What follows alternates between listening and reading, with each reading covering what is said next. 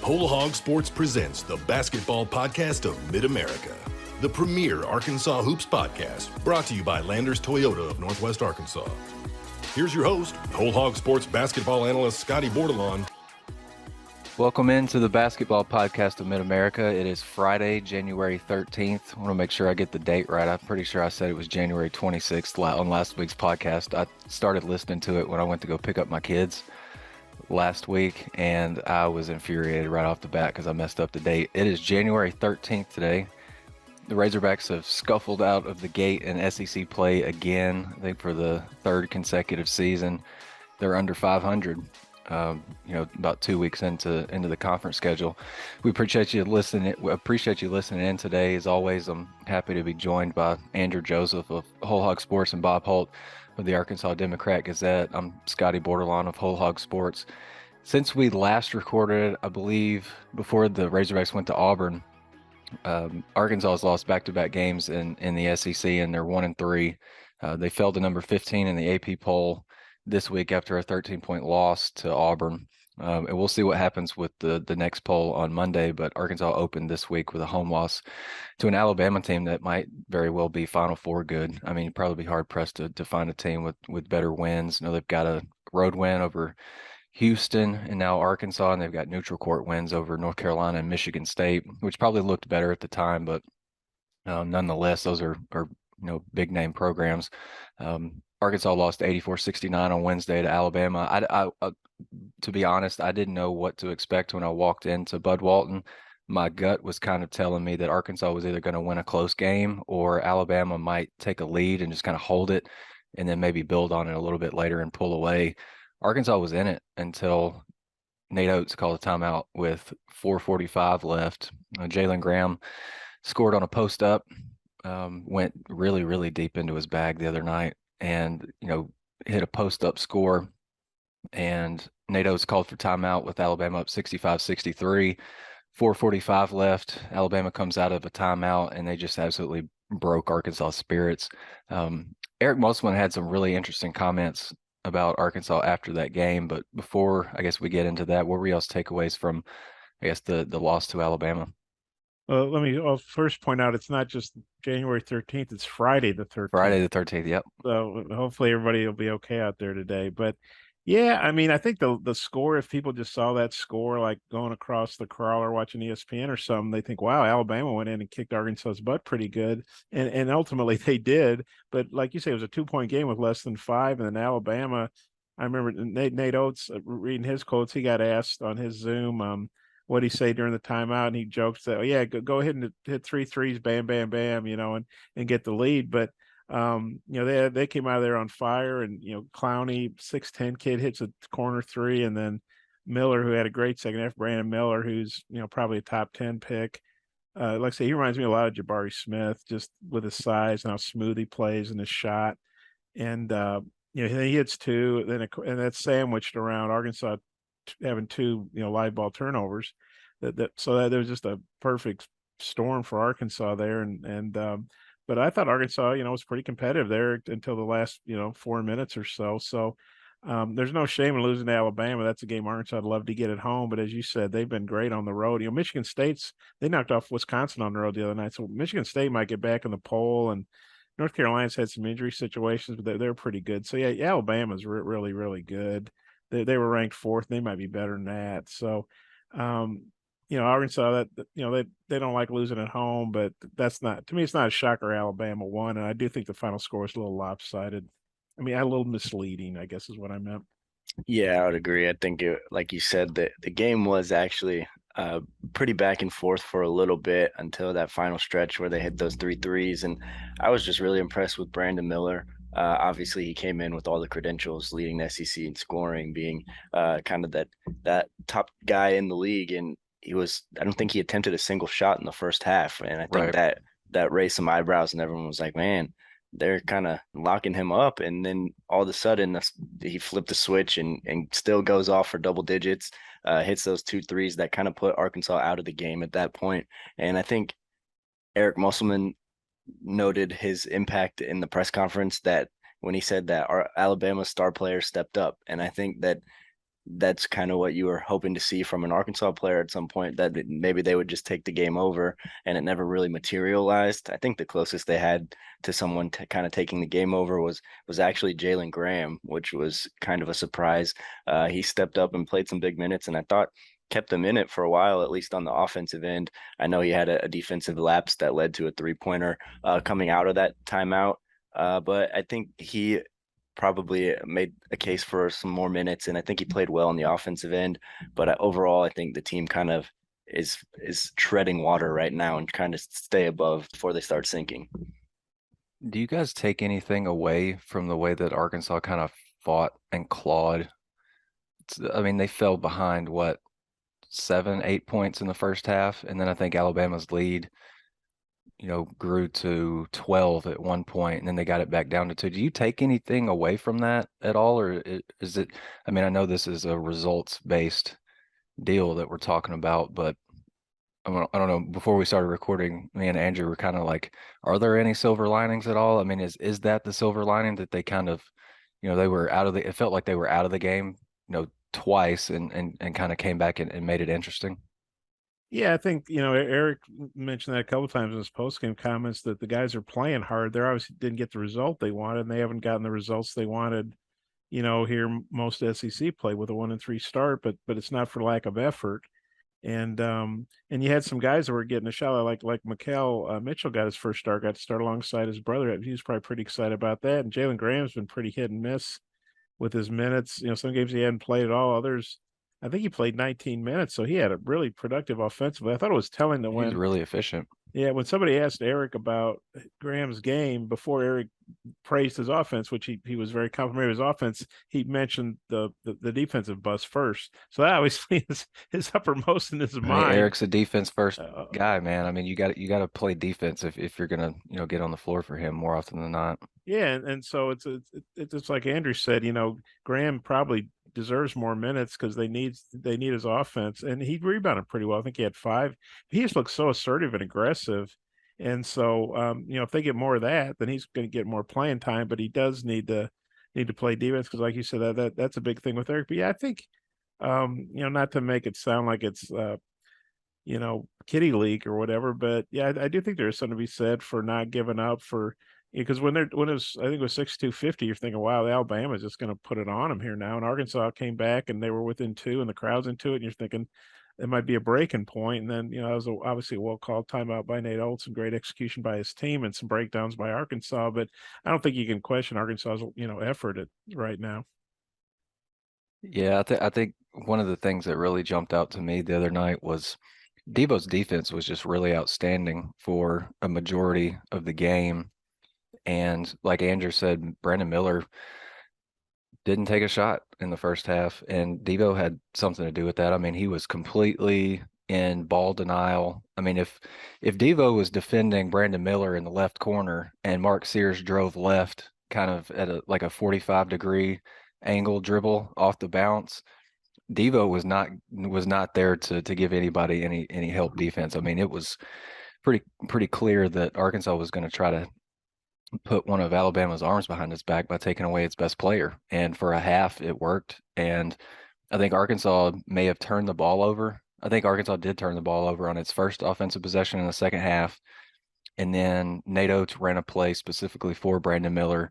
He drove right, missed a shot, tipped in his own miss. And I think that gave him a little bit of confidence.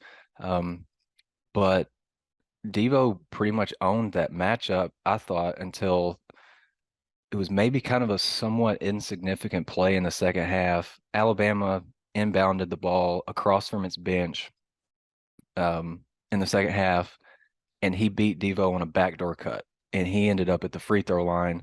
I think one of the Mitchell brothers went down on that play. I think Devo got tagged with a foul, but after that, I mean, Brandon Miller went up to try to put it on somebody, like attack the rim pretty hard. Ends up going to the free throw line. Before he gets there, he's kind of talking and maybe, interacting with the crowd a little bit. And I thought that he finally, maybe at that point, felt like he had an upper hand in that matchup from that point on. And you got to give him credit for knocking down those 2 shots late in the game and capitalizing kind of on the mistakes Devo made. But Yeah, Devo, what did y'all think of Devo? What do you think gave Brandon Miller the issues that he had, at least early on? And um, I mean, you still got to trust Devo on the defensive end to take away somebody's star player, don't you? Yeah, absolutely. And I think Devo Davis is just kind of the definition of an enigma. Like you never know what you're gonna get out of him. And I think we hear a lot about how maybe Joseph Pinion and Jalen Graham aren't getting minutes because they don't perform on the defensive end, but they do perform on the offensive end. And I don't know, do you think it's fair to say that maybe Devo Davis is their best defender, but also a liability on the offensive end of the floor, kind of an on the opposite spectrum of that?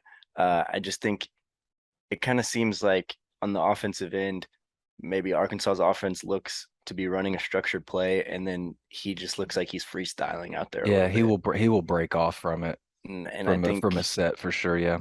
and you can tell because of Eric Musselman's reactions, like when he'll take just some ill-advised shot or just some highlight reel no look pass that you're just thinking, what in the heck could that possibly have? What is he trying to do there? But on the flip side, he keeps the SEC's leading scorer scoreless for 20 minutes, and so you have to have him on the floor. But And he's rebounding I the ball well too. Like right, defending and hitting the glass, you got to do that to play for Eric, and he's doing it. exactly. And then on the flip, but then again on the offensive end, he takes 17 shots, and Yeah. they're not always great. And I don't know. I think he's a puzzling player to try to figure out. I said the other night that I thought it was a game where he might end up with a double double, and he did. And something nuts was going to kind of happen because I feel like he's a guy that kind of thrives in chaos. I mean, he's played in a lot of big games. I mean, some of his kind of marquee moments in his career have come in like those big games, like the win at Kentucky a couple years ago. He throws down the dunk at the end, the Auburn game too. And then, when things are kind of murky and muddy and some of these NCAA tournament games, he has this knack for just making unbelievable plays, but he kind of thrived in the chaos. And Bob, what did you think? Well, yeah, I think he missed, double digit shots, but he did hit their only two threes. Now, if you'd have Right. told me Arkansas was going to hit two threes, with the same guy, I would have guessed, Anthony Black or Ricky Council. Probably Devo would have been pretty far down that list because I'm not exactly sure what he's shooting, but it's not good. But so I give him credit for that. And like you say, he did rebound the ball well. He obviously played good defense. I think he had 3 steals or 2 steals, some assists. But you just wish he'd bring it in a little bit. Not that he should never shoot, but 17 shots, that's probably not that's probably too many. And but he did knock down a couple threes, and he had that great play where I think he took the ball away from Miller and he's down on the ground. He got it ahead to somebody and they got a basket off it. So he makes a lot of good plays. I definitely think there's more good. There's more positives than negatives with Devo, but you feel like he could maximize those positives even more if he was a little more selective with his shooting. Yeah, I think so much success of Eric Musselman's previous teams came from guys that played within their role and like they knew their role and that's what they did for the team. And I think maybe he stretches his a little bit at times. Yeah, I would agree with that for sure. I think especially on the offensive end. I mean, he's not been an efficient jump shooter in his time here. Like the best shot that he's probably got in his bag is that long two. But I would have to think that I would have to think that Eric probably doesn't like that shot just a whole lot because you back up a foot, it's worth another point. You know what I'm saying? But it seems like he's most comfortable in that area of the floor. And then Ricky Council got Arkansas kind of going on offense too with a pair of long twos.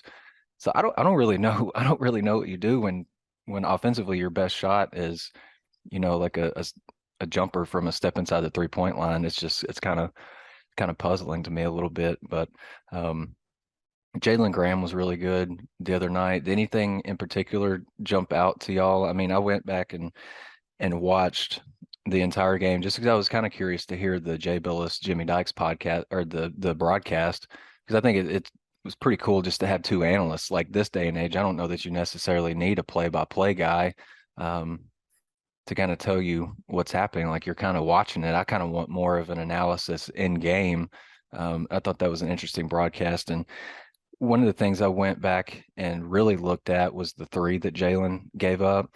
And it happened with Mark Sears. He's a step inside the top of the key when he lets the pass go, and Jalen's right foot is at the top of the charge circle, which that kind of positioning defensively. You would figure if somebody is standing there, the ball is on the left wing, right? Or it's on, oh yeah, it's got to be on the left wing, or pushing the left corner. Like that's just the kind of positioning that you would typically see there. He was a couple steps out of position and he got buried. Kind of got buried after the game for that mistake. It was a game-changing mistake, I thought. But offensively, does what he did the other night maybe give him a little bit more of a leash moving forward? Like, do you give him some extended minutes given the way that this offense is kind of stuck in the mud right now? Because like, look, he's not probably been playing a whole lot this year because of some defensive limitations, and that three right there was exhibit A, I think. Probably alongside the time early in the season when a guard dribbled by him and ran into his elbow and he fell down. But I mean, at this point, you're struggling so much on offense. I feel like you got to have a guy who's pretty wired to score in the lineup right now.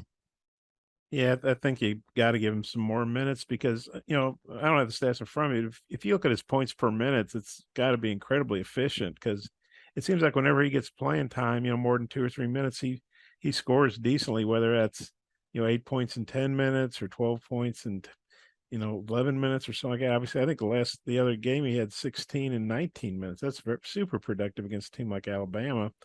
And Vandy's got some good size too. They got the 7-foot kid, Robbins. I'm just looking at their roster here. They got a 6'10" guy, a couple 6'8" guys. So they have good size. And so I mean, what you hope for Arkansas is Jalen understands I got to play better defense. Maybe Eric gives him an extended chance this game, and then if he doesn't play in defense, then you say, "Well, man, I gave you your shot." But I think they have to try some different things, just like they did last year when they started Trey Wade and did some different things to snap out of this rut, I guess you'd call it, that they're in.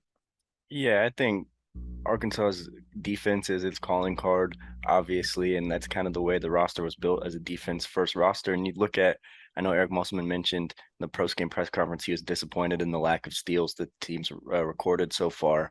And I think that's a fair note when you have guys like Devo Davis as a lockdown defender. You have Anthony Black, a 6'8" point guard that's got an unfair length advantage against most guards in the league. And then a guy like Ricky Council, who said before the year that his goal is to be a defensive player of the year. And so you got three should be elite defenders right there. And I think in an ideal world, you would be able to put Jalen Graham in a lineup with those three guys and kind of be able to hide his defensive limitations and let him go to work on offense. But like you said, they aren't stealing the ball as much as they would want. And it's just not materialized the way that they have hoped for this to this point. And I think Jordan Walsh is a pretty good defensive player. They need to get more scoring. There's another guy, McDonald's All-American, projected high, fairly high draft pick, late first round maybe. And I think they need to get more out of him. He rebounded real well at I think he had 10 boards at Auburn, but some of that was because he was missing inside. But they need to get him going a little bit. And Anthony Black had a really uncharacteristically, poor game offensively. I think 2 for 12, 1 for 5 from the free throw line. I mean, it doesn't matter if you're playing Alabama, Crimson Tide are playing Alabama A&M. You ought to be able to hit a free throw at the same rate you do. But for whatever reason, their free throw percentage in the SEC is about 10 percentage points below. I don't know if that's the pressure getting to them, or maybe they're getting winded. You look at the minutes Ricky Council and AB are playing. They're playing like the most minutes in the league. So maybe they're wearing down a little bit. I know it's early and they're young and in great shape and all that, but something's going on because you shouldn't be shooting that much difference and from the free throw line. One thing doing it from the field where you're facing better teams, but the free throw line's 15 feet everywhere, just like the Jim and Hickory, and they ought to be able to knock those down at the same rate, SEC or whoever they're playing. Yeah, there's a 100% chance that AB would have played every minute in the league if he hadn't gotten in foul trouble. One other note on Jalen Graham, I looked at CBB analytics for a basketball column that I writing I'm going to have on the website Friday. Jalen Graham is 80.8% shooting at the rim this season on 26 attempts. So that's kind of maybe something to keep an eye on. Maybe it's something that Arkansas looks at. Vanderbilt is a pretty good shot blocking team. Liam Robbins, I think he's their 7-foot center. Bob, you said he's played a little bit of everywhere, right? Like he's transferred a couple times, but he's, I think for the season he's averaged about 3 blocks a game. And I looked at KenPom. I think he's third in the country in block percentage. So I'm not going to be surprised if Jalen Graham, maybe has a little bit longer of a leash this time around, maybe against Vanderbilt. I mean, it almost feels like you got to have this game because I don't feel like you can go into Missouri next Wednesday on a 3-game losing streak. I feel like you gotta steal one on the road to kind of get things back on track a little bit. The Basketball Podcast of Mid-America is sponsored by Landers Toyota of Northwest Arkansas. Visit their showroom at 411 South Metro Parkway in Rogers or online at landerstoyotanwa.com. For all your automotive needs, shop Landers Toyota NWA in Rogers, where we guarantee you the best buying experience and best service after the sale in Arkansas. Landers Toyota NWA in Rogers.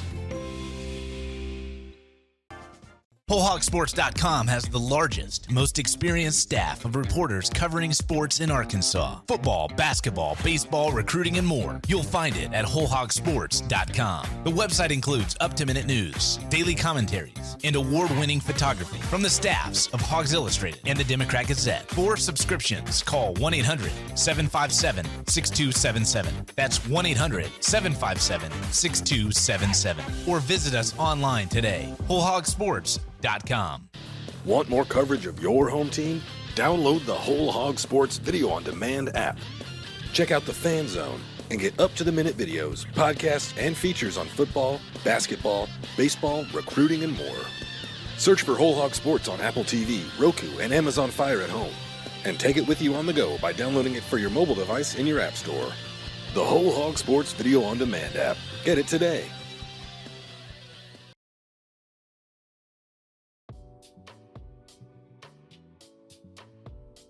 Yeah, Robbins, he's been at Drake, Minnesota now, second season of Vandy. So he's, we're going to see this more and more with the transfer portal. Where guys are just like Desi Sills being at Arkansas State. Now he's at Kansas State, which by the way is having a heck of a year.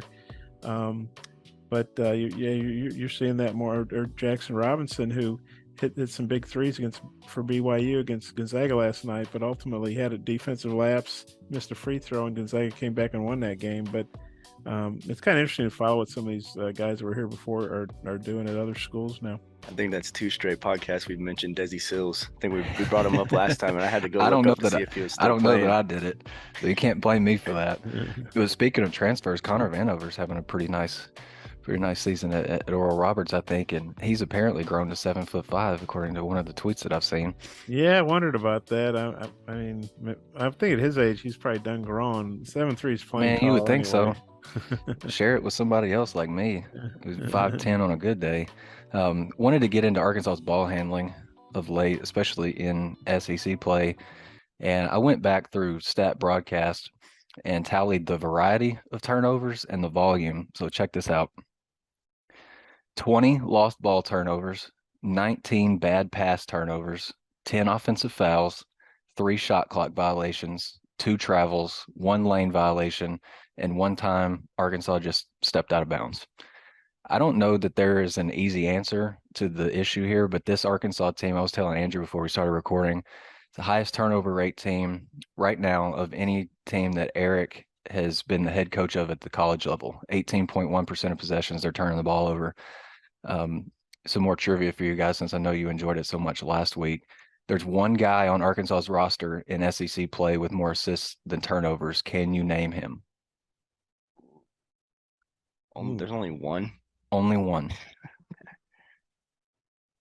Well, off the top of my head, I'd say Anthony Black, but I doubt if it's him because the way you phrase the question is it's got to be like the last guy we think of. I'm gonna go with Mackay. That's probably a good one. Yeah. It is. Do you have another guess, Bob? No, I was going to piggyback off Andrew. Once you said that, I was like, yeah, that sounds good. I'll do that too. Yeah. The answer is Devo Davis. He's got Wow. 12 Wow. assists and 7 turnovers. Anthony Hmm. Black right now has 14 assists and 14 turnovers, and Ricky Council has 5 assists and 15 turnovers. Wow. Yeah, And I I think was that's pretty sure it wasn't Ricky. right, right. And I think Ricky's kind of in his own head right now a little bit, just kind of what to do with the ball, how to score, how to get to his spots. And I think you're seeing him really overthink the game right now. And like even the times that he scored the other night against Alabama, if he's on the road, he's getting tagged for travels on those buckets. You know what I mean? Like Alabama's bench was going nuts, like losing their minds over the no calls on those. But um, yeah, it's Devo. He's kind of been the guy that's play creating for Arkansas to this point in SEC play. And like I said, I went back and rewatched the Alabama game yesterday morning, and Anthony Black had 1 assist in the game. I did not tally him with another potential assist, which is pretty shocking. I mean, that's pretty night and day from the kind of player that he was early in the season. But I kind of understand it to the degree that, he's the guy that he probably feels like he's got to go get offense, because he had, on Maui, I mean, he was the guy on offense. But I think he's pressing a little bit too hard, and it led to a pretty inefficient night. Arkansas travels to Vandy on Saturday for a 1:00 Central tip on ESPNU. Appreciate you guys listening in again today, and for Andrew and Bob joining the podcast today, and hope you learned something. And Arkansas's got to go get a win this week, or I think the team's really going to start to feel some pressure, because it's not like they're coming home to begin next week. They got to go to Missouri. I haven't checked on what Missouri's done this week. Bob, do you know what they did? They went to A&M. Yeah, they went to A&M and got beat pretty bad. A&M's kind of a weird team to figure out sometimes, but that can be a tough place to play. Like I don't think Arkansas does not have a good record at all down there. I don't think Eric's ever won down there. You think about, he's won almost everywhere else in the league. Won at Rupp and won at Florida. Broke that long losing streak that Arkansas had there.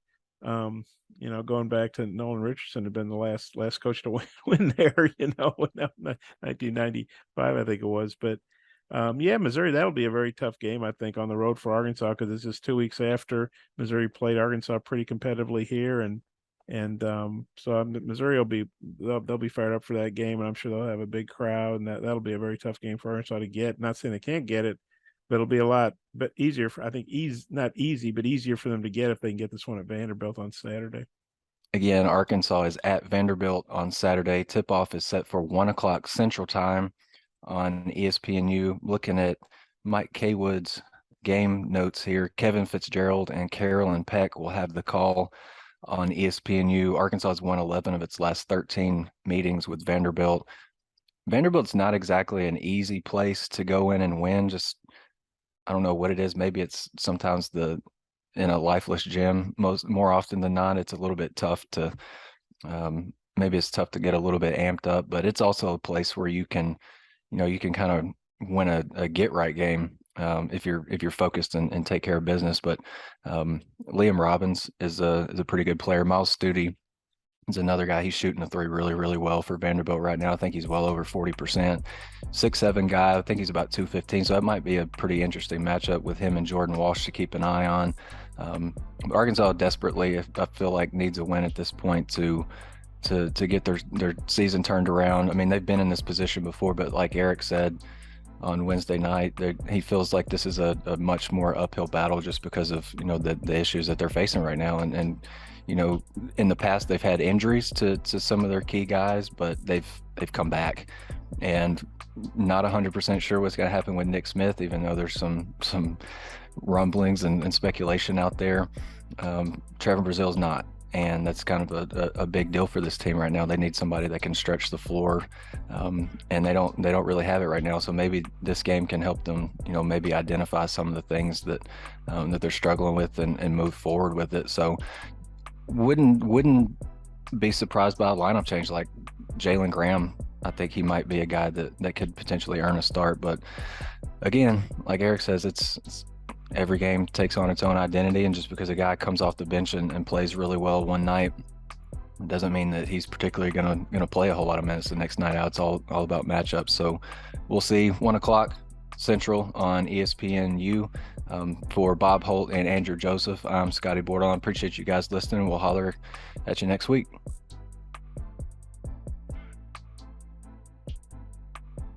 The proceeding has been a production of WholeHogSports.com. Look for our latest podcasts on Apple, Spotify, or your favorite podcast store. And visit us anytime at WholeHogSports.com for the latest news and commentary.